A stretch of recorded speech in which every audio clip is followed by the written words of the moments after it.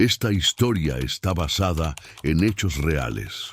Por respeto a las víctimas y sus familias, ciertos nombres y lugares han sido modificados. El contenido puede causar un fuerte impacto emocional. Tenía apenas 3 horas de nacido cuando lo dejaron envuelto en una toalla sucia, entre los azulejos fríos y húmedos de un baño público en la central de autobuses de Tepic.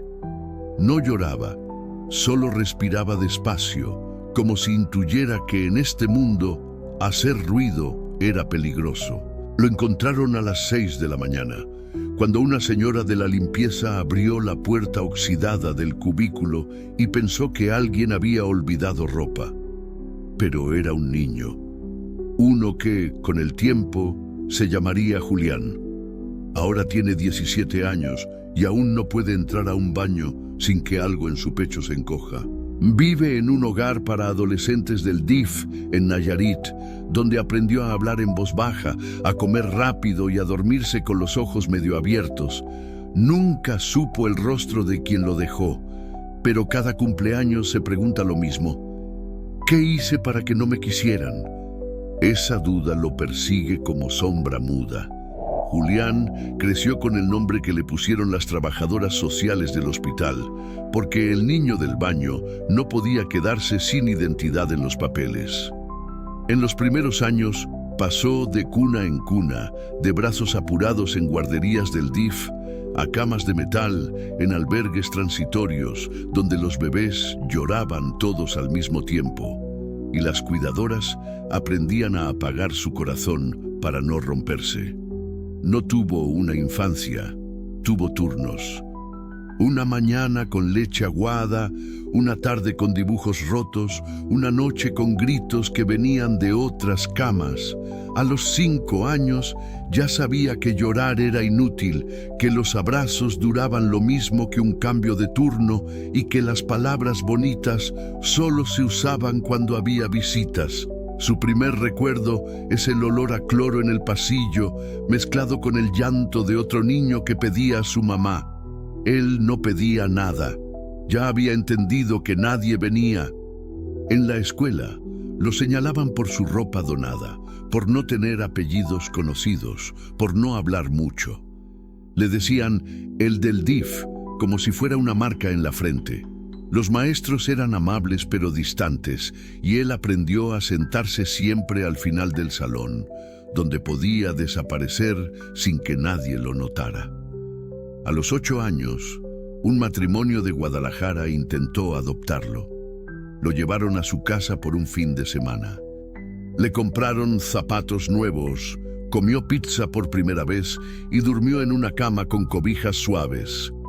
Pero el domingo en la noche, la señora le dijo que no estaba listo para una familia, que tenía problemas de apego. Y lo devolvieron como quien devuelve algo que salió defectuoso. Esa noche se orinó en la cama del albergue y nadie lo regañó. Ya ni eso le sorprendía.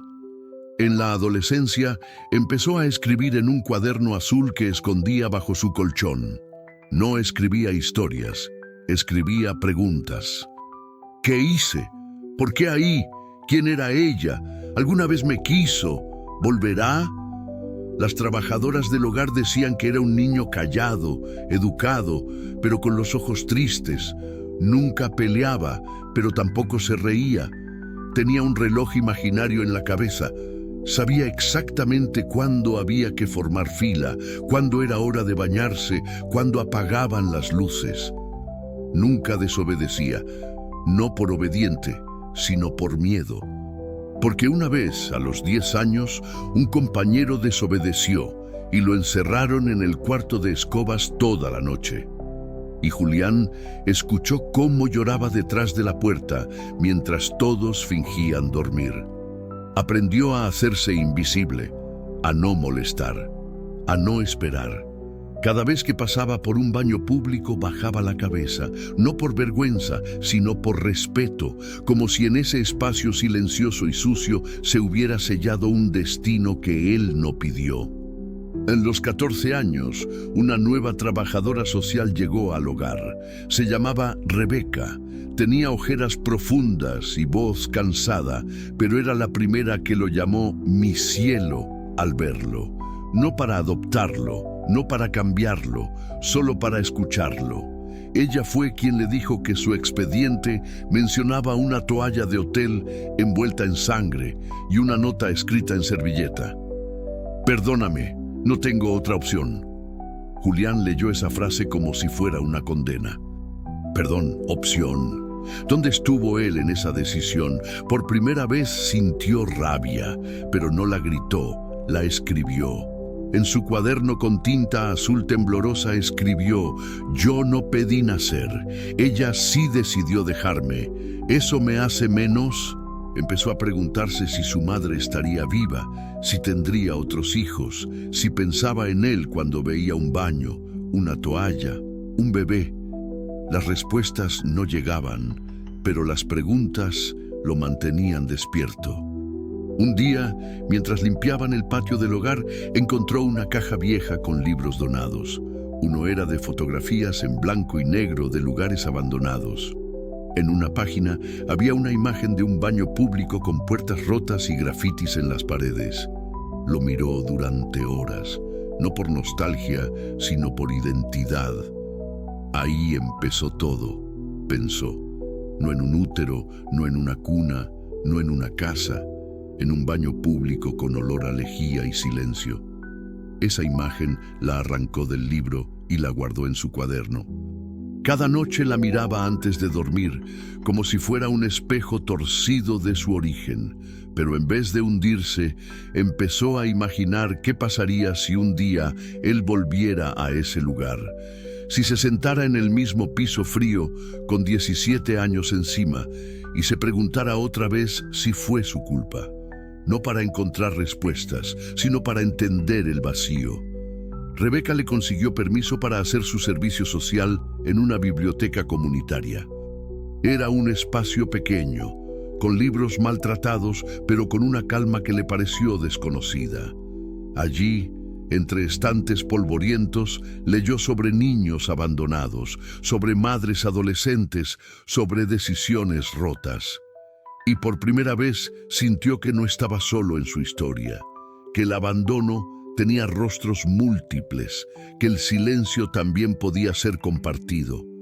Un día, al salir de la biblioteca, se topó con un niño de unos 6 años que lloraba en una banqueta. Estaba solo. Julián se agachó y le preguntó si se había perdido. El niño asintió, lo tomó de la mano y lo llevó con una policía. Mientras esperaban, el niño le preguntó: ¿tú también te has perdido alguna vez? Julián no respondió, solo apretó su mano. Era la primera vez que sentía que su dolor podía servir para algo. No para salvarse, pero tal vez para no dejar que otros se rompieran igual. A los 17 años, Julián vivía con una rutina precisa, marcada por la campana del albergue y los horarios impresos en una hoja que colgaba junto a la cocina. Pero por dentro, algo empezaba a romperse. Ya no le bastaban las respuestas suaves de los trabajadores sociales, ni los talleres de lectura que organizaban para distraer a los internos. Sentía una presión constante en el pecho, como si todo el abandono que había aprendido a domesticar desde niño ahora le gritara en silencio. En la biblioteca encontró un libro de cartas jamás enviadas. Lo leyó en una sola noche. Al cerrar la última página, tomó su cuaderno azul y empezó una carta. No sabía a quién iba dirigida. Tal vez a ella, tal vez al baño, tal vez a sí mismo. Escribió: hoy soñé que abrías la puerta y me decías que me habías buscado todo este tiempo, que no sabías cómo volver, que me llevabas contigo aunque ya no fueras madre, aunque yo ya no fuera niño. Al terminar, rompió la hoja y la guardó en su bolsillo. No para entregarla, solo para sentir que algo salía de adentro. Esa semana, durante una salida escolar, pasaron por la central de autobuses de Tepic. Él no dijo nada, solo miró por la ventana. Vio los mismos azulejos, la misma estructura oxidada, el mismo olor que la memoria conserva, incluso sin querer. Cuando volvieron al hogar, pidió permiso para salir una hora por su cuenta. Rebeca dudó, pero lo dejó ir. Caminó hasta la central. Sus pasos eran lentos, como si el piso pesara. Al entrar al baño, el mismo baño, algo dentro de él se quebró. No lloró, solo se sentó en el mismo rincón donde lo dejaron. El aire olía igual, el silencio era idéntico. Sacó la hoja del bolsillo y la dejó en el suelo, como una ofrenda. No buscaba respuestas, solo quería enfrentar al lugar que lo parió al mundo. Se quedó ahí 20 minutos. Nadie lo vio, nadie lo interrumpió. Al salir, sintió frío, pero no por el clima. Era como si parte de su alma hubiera quedado sentada en ese rincón, aún envuelta en una toalla, aún esperando que alguien lo nombrara. Esa noche no durmió. Se quedó mirando el techo, repasando cada momento de su vida. Entendió que había vivido en pausa, que cada abrazo evitado, cada palabra no dicha, cada amistad rechazada, era una forma de protegerse de un dolor que nunca supo cómo nombrar. Al día siguiente, Rebeca lo encontró sentado en la biblioteca con los ojos rojos. No le preguntó nada. Solo se sentó a su lado. Julián rompió el silencio. Fui al baño. Ella no necesitó más contexto. Se le llenaron los ojos de lágrimas, pero no lloró. Solo puso su mano sobre la de él.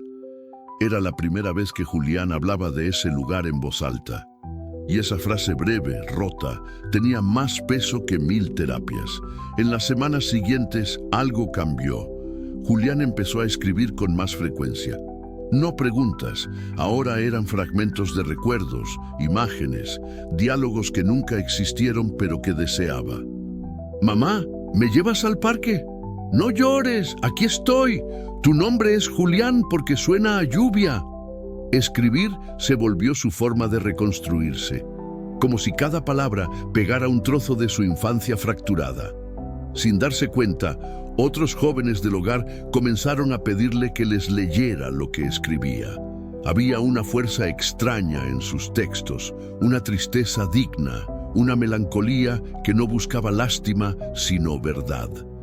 Uno de los cuidadores propuso que hiciera una lectura pública en un evento del DIF. Julián dudó. Sentía que su historia era suya, privada, sagrada. Pero aceptó. Esa tarde, con el micrófono en la mano, su voz temblaba. Empezó leyendo un fragmento donde describía su primera noche en una cuna institucional. No lloró, pero su garganta se cerraba con cada palabra. Al terminar, hubo silencio, largo, profundo. Luego, un aplauso. No por lástima, sino por respeto. Esa noche, al volver al hogar, encontró un sobre bajo su almohada. Dentro, una nota escrita a mano. «Tu voz es necesaria. No te calles». No había firma, pero Julián sintió, por primera vez, que su historia podía tocar a otros. Que su dolor no era un callejón sin salida. Rebeca le propuso buscar su expediente completo. Tal vez había algún dato más, algo olvidado, una pista. Julián aceptó.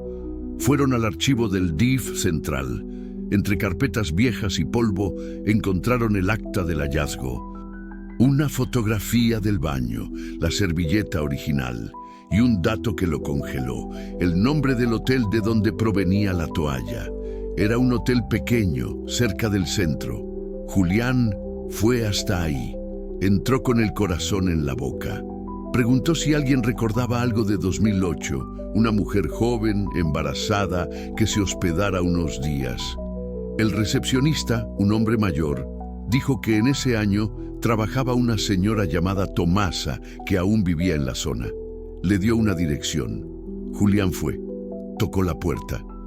Salió una mujer de unos 60 años, con el rostro surcado por el sol y los años.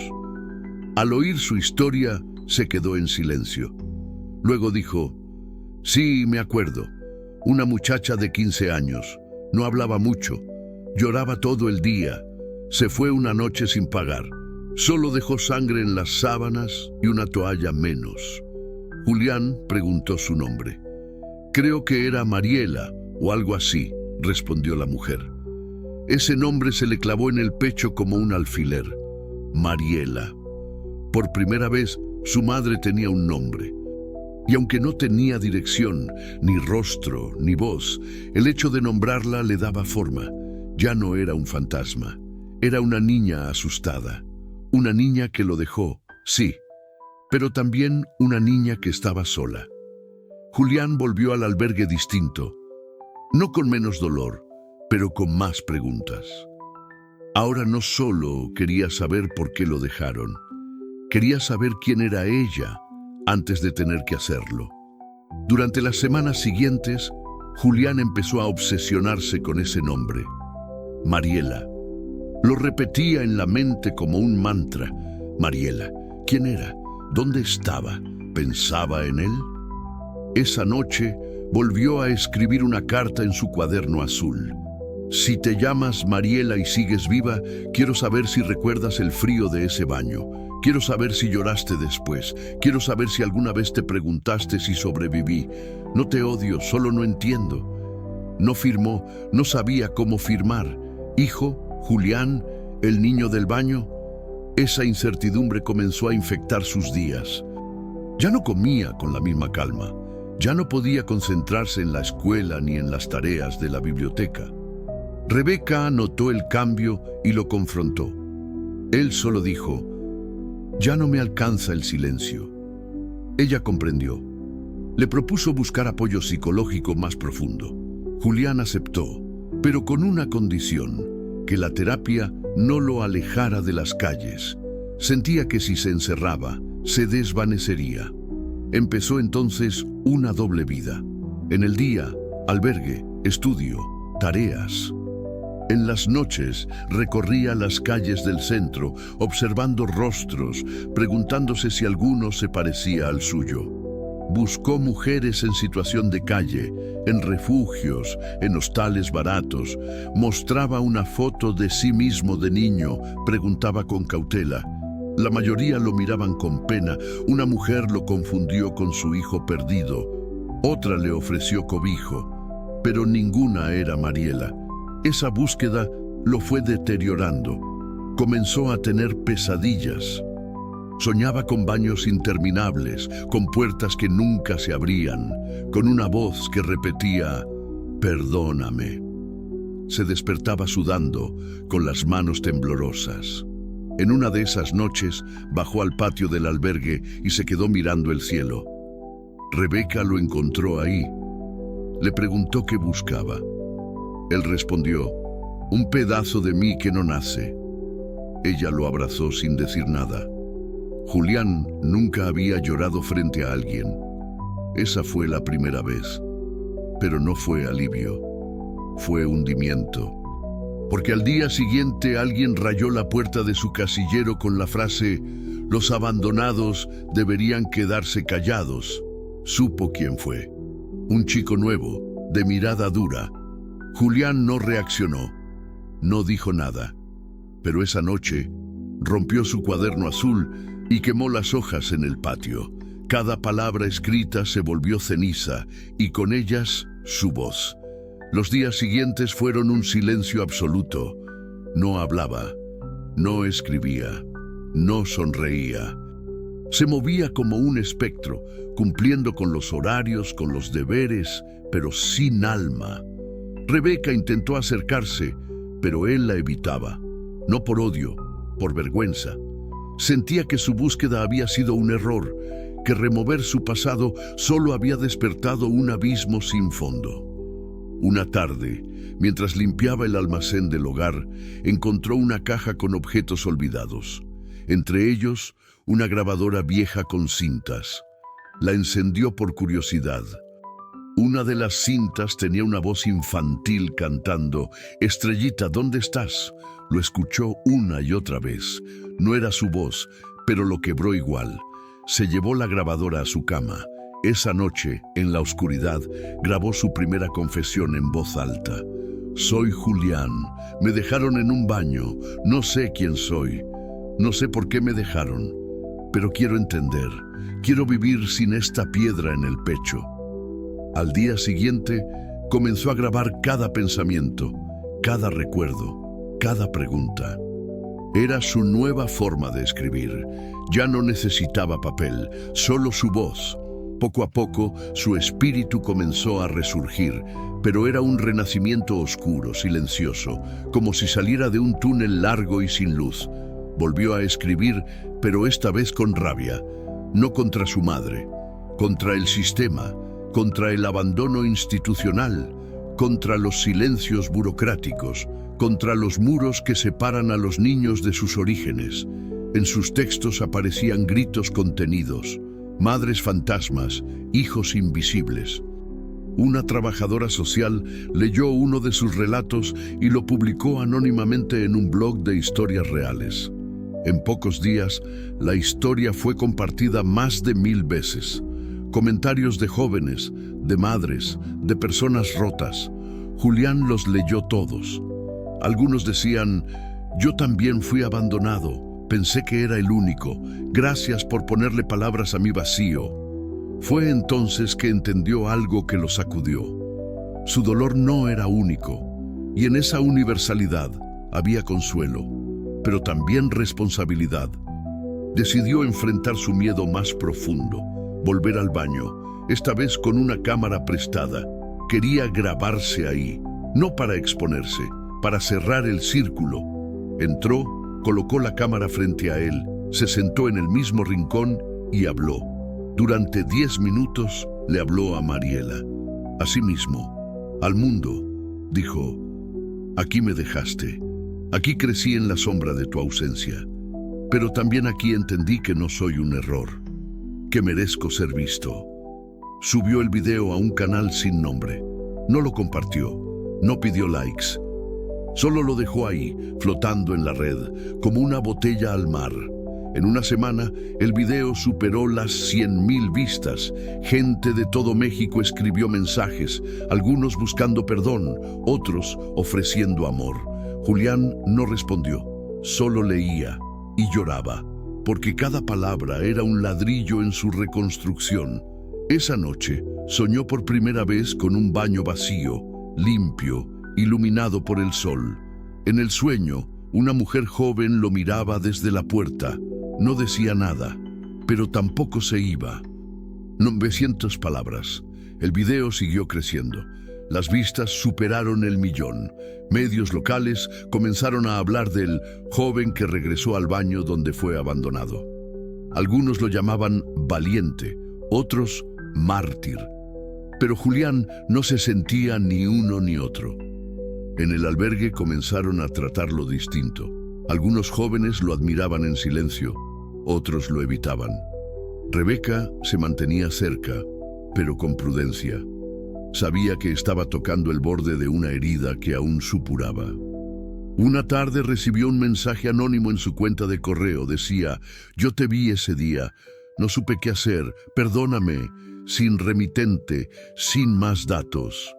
Julián sintió el corazón detenerse. ¿Quién? ¿Dónde? ¿Un testigo?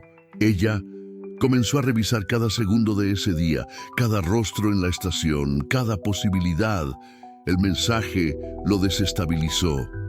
Volvió a tener pesadillas, esta vez no con baños, sino con manos que lo dejaban y se desvanecían en el aire. Decidió rastrear el correo. Pidió ayuda a un voluntario del DIF que sabía algo de informática. Descubrieron que la IP venía de una computadora pública en un cibercafé de Tepic. Julián fue hasta allá. Preguntó. Nadie sabía nada. Mostró el mensaje a la encargada. Ella lo miró largo y dijo, aquí viene mucha gente rota, hijo. No todos quieren ser encontrados. Esa noche se encerró en el almacén del hogar. Se sentó entre cajas de ropa vieja y lloró como nunca. Se golpeó el pecho con fuerza como si quisiera romperse por dentro, sacarse el vacío con los puños. Rebeca lo encontró ahí, hecho un ovillo. No dijo nada, lo abrazó. El llanto duró horas. Cuando se calmó, ella susurró: tu historia ya no te pertenece solo a ti. Hay muchos que sanan contigo, pero también hay muchos que huyen de lo que tú estás dispuesto a mirar de frente. Esas palabras se le clavaron como aguijón. Esa semana lo invitaron a dar una charla en una preparatoria. El tema, resiliencia. Él aceptó, pero no habló de esperanza ni de superación. Habló de abandono, de cómo el silencio institucional mata, de cómo una decisión de 5 minutos marca una vida entera. Al terminar, una joven se le acercó. Tenía los ojos llenos de lágrimas. Le dijo: yo también nací en un baño, pero nunca pude decirlo. Gracias. Julián se quebró. La abrazó sin decir nada. Sintió que por fin no estaba solo en ese infierno. Decidió ir más allá. Comenzó a entrevistar a otros jóvenes abandonados. Grabó sus historias, les dio voz, publicó una serie titulada Hijos del Silencio. Cada testimonio era una puñalada, pero también una caricia. Historias de cunas vacías, de madres que huyeron, de padres que nunca supieron. Una noche recibió otro mensaje, esta vez con más detalles. Te dejé porque tenía 15 años, porque me pegaron cuando dije que estaba embarazada, porque me encerraron en un cuarto, porque escapé, porque no quería que murieras conmigo. Me llamo Mariela, lo siento, te veo en tus videos y lloro. El correo tenía una dirección en Chihuahua. Julián tembló. No sabía si creer, si correr, si gritar. Rebeca le advirtió: puede ser real, puede no serlo, pero si vas, hazlo preparado a no encontrar lo que esperas. Pasó días sin decidir. Luego empacó su cuaderno nuevo, la grabadora y una foto suya de niño. Viajó en camión, 15 horas de camino. Durante el trayecto no durmió. Pensaba en su cara, en su voz, en si se parecería a él, en si se atrevería a verla. Al llegar a la dirección encontró una casa humilde de paredes despintadas. Tocó. Nadie respondió. Tocó de nuevo. Una mujer de unos 33 años salió. Pelo recogido, rostro cansado. Lo miró fijo, no dijo nada. Él tampoco. Se quedaron así, en silencio, hasta que ella rompió: ¿eres tú? Julián asintió. Quiso decir algo, pero no pudo. Ella abrió la puerta. Lo dejó pasar. Dentro, una mesa de plástico, un ventilador viejo, un altar con una veladora y una foto de un bebé. Él. Te llevé en esa toalla porque no tenía pañales. Nadie me ayudó. Mi madre me dijo que eras un castigo. Yo quería darte otra vida. No sabía cómo. Julián la escuchó sin moverse. Ella lloraba, no pedía perdón, solo hablaba. Él sacó su grabadora y la encendió. ¿Puedo?, preguntó. Ella asintió. Durante 3 horas habló de su infancia, de la noche del abandono, de los años siguientes, de los intentos de suicidio, de las oraciones que hacía cada 22 de marzo. Julián no lloró, grabó, escuchó, observó cada gesto, cada grieta. Al terminar, se levantó, le dio la foto. Ella la tomó con manos temblorosas. No quiero que me perdones, solo quería que supieras que no te olvidé. Julián la miró. Yo tampoco. No se abrazaron, no se prometieron nada, pero algo, en ese momento, se cerró o se abrió. Esa noche, durmió en una pensión cercana. Grabó un mensaje para su canal. Hoy encontré a Mariela. No vengo a hablar de redención, vengo a decir que a veces sobrevivir es suficiente, que el amor no siempre tiene forma de cuento, que hay madres que no pueden, que hay hijos que no odian, que hay baños que también paren. Al día siguiente volvió a Tepic, con una grabación, con un nombre, con una nueva herida, pero también con una verdad. Y la verdad, aunque duela, siempre alumbra. Durante el regreso en autobús a Tepic, Julián mantuvo la mirada fija en la ventana, como si buscara respuestas en el paisaje que pasaba rápido, como su vida, como su infancia. Mariela no era lo que había imaginado, No era un abrazo largamente esperado ni una redención dulce. Era humana, era una cicatriz con ojos, y eso, de algún modo, era suficiente.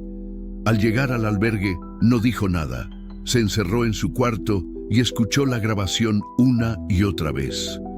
Cada palabra de ella era un espejo sucio, una revelación dolorosa. No quería que murieras conmigo. Esa frase le revolvía el pecho, porque por años había creído que lo dejaron por no quererlo, y ahora descubría que tal vez lo abandonaron precisamente porque lo amaban. No supo qué hacer con esa posibilidad. No lo sanaba, pero lo humanizaba. En los días siguientes escribió como nunca antes. Su nuevo cuaderno se llenó en una semana. Escribía en el baño, en la biblioteca, en la azotea, en el comedor, palabras como cuchillas, como caricias, como mapas de una infancia sin territorio. Rebeca leyó algunos textos. Lloró. Le dijo: «Tienes que publicarlo, Julián. El mundo necesita esto». Él dudó. Sentía que si lo sacaba al mundo ya no sería suyo. Pero también sabía que era hora. Subió una serie de textos titulados Cartas desde el baño. El primer párrafo decía: «No todas las infancias comienzan con cunas. Algunas nacen entre baldosas frías y silencios que cortan. Esta es la mía». El impacto fue inmediato. Medios nacionales lo contactaron, universidades lo invitaron. Pero Julián rechazó entrevistas. Solo aceptó ir a una preparatoria en la que la mayoría de los alumnos vivían en zonas marginadas. Allí leyó uno de sus textos.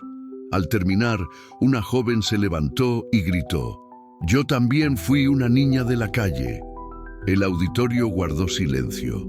Ella lloró. Julián bajó del escenario y la abrazó. Fue ahí donde entendió que su historia no era excepcional. Era una voz entre miles, una voz que ahora otros se animaban a sacar del pecho. Volvió a visitar el baño, esta vez con una caja de madera. Dentro, copias impresas de las cartas de otros jóvenes abandonados que le habían escrito. Las dejó ahí en ese rincón, como una biblioteca del dolor, como un altar, como una ofrenda. Colocó una nota: «Aquí empezó mi vida. Aquí dejo las vidas de otros». Se alejó sin mirar atrás. Esa misma semana, Rebeca le confesó que dejaría el albergue. Su madre estaba enferma en Veracruz. Julián no supo qué decir. Ella lo abrazó y le susurró: «Ya sabes caminar y ahora sabes gritar». Al despedirse, ella le entregó una caja. Dentro, su viejo cuaderno azul, restaurado con las páginas reconstruidas con cinta y paciencia. «Esto también es tu historia», dijo. Él la sostuvo como quien sostiene un hijo. Decidió mudarse. Con el apoyo de una fundación que había leído su caso, se instaló en una pequeña habitación cerca de la biblioteca donde todo comenzó. Empezó a trabajar ahí. No como asistente, sino como coordinador de un taller para jóvenes sin familia. Lo llamó Narrarse para existir.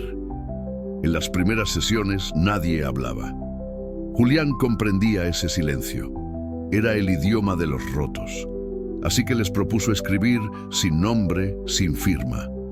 Pronto las hojas se llenaron. Abusos, golpes, ausencias, gritos. Y entre todo eso, una constante: «¿Por qué a mí?». Julián les decía: «No tengo la respuesta, pero escribirla ya es sobrevivirla». El baño donde lo encontraron fue remodelado. La administración de la central de autobuses, al ver el impacto de su video, decidió convertir ese cubículo en un pequeño memorial. Mantuvieron los azulejos originales. Colocaron una placa que decía: «Aquí comenzó la historia de un niño que se negó a morir en silencio». Julián visitó el lugar el día de la inauguración. Había cámaras, funcionarios, aplausos, pero él solo miraba el rincón, ese rincón que aún dolía. Después del evento, se quedó solo. Se sentó una vez más en el suelo. Cerró los ojos.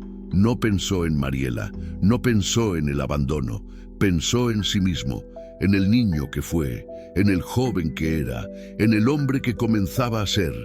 Se dijo en voz baja: no fue mi culpa. Al regresar a casa, recibió una carta. Era de Mariela, escrita a mano. Decía: no sé si merezco volver a verte, pero si un día necesitas saber más, aquí estaré. No como madre, como mujer que te dio la vida y que aprendió a vivir con el vacío de no saberte. No respondió. Aún no. Guardó la carta en su cuaderno azul, como se guardan las piezas que aún no encajan. Esa noche, grabó un último mensaje para su canal.